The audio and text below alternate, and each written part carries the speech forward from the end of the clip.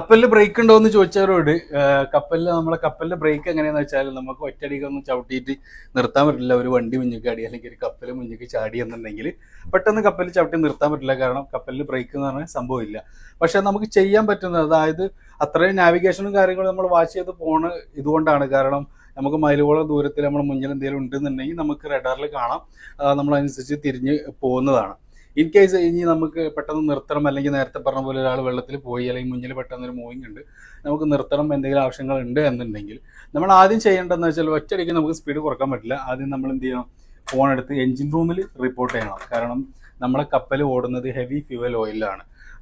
ഡീസലിൽ ഓടുമ്പോഴാണ് നമുക്ക് പെട്ടെന്ന് സ്പീഡ് കുറക്കുക. അതായത് ഓപ്പൺ സീയിൽ നമ്മൾ കപ്പൽ ഓടുക ഹെവി ഫ്യൂവൽ ഓയിലാണ്. കരയ്ക്ക് കിടക്കുമ്പോൾ, അതായത് പോർട്ടിനകത്തേക്ക് കയറുമ്പോൾ നമ്മൾ സർവീസിലേക്ക് മാറ്റും, അതായത് ഡീസലിലേക്ക് മാറ്റിയിട്ടാണ് നമ്മൾ പോവാറ്.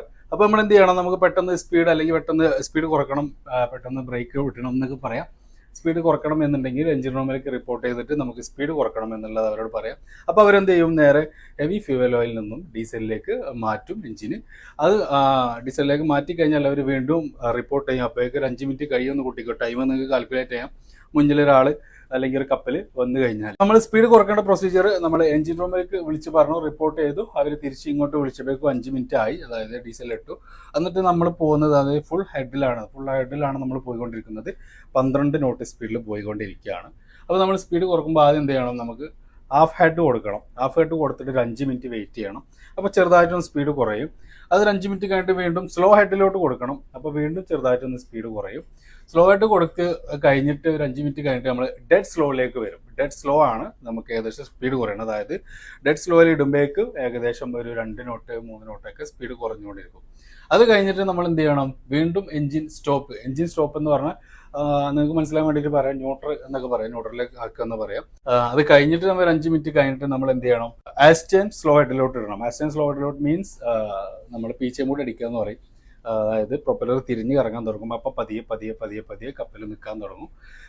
കപ്പൽ അങ്ങനെ നിൽക്കാൻ തുടങ്ങുമ്പോഴാണ് നമുക്ക് എന്ത് ചെയ്യാം, നമ്മുടെ മുന്നിൽ വല്ലതൊക്കെ ഉണ്ടെന്നുണ്ടെങ്കിൽ ഡെഡ് സ്ലോയിലോ അല്ലെങ്കിൽ ഒന്നുകൂടെ ആസ്റ്റൻ സ്ലോ ഹെഡിലോട്ട് നമുക്ക് ഇട്ടിട്ട് കപ്പൽ സ്പീഡ് കുറക്കാം.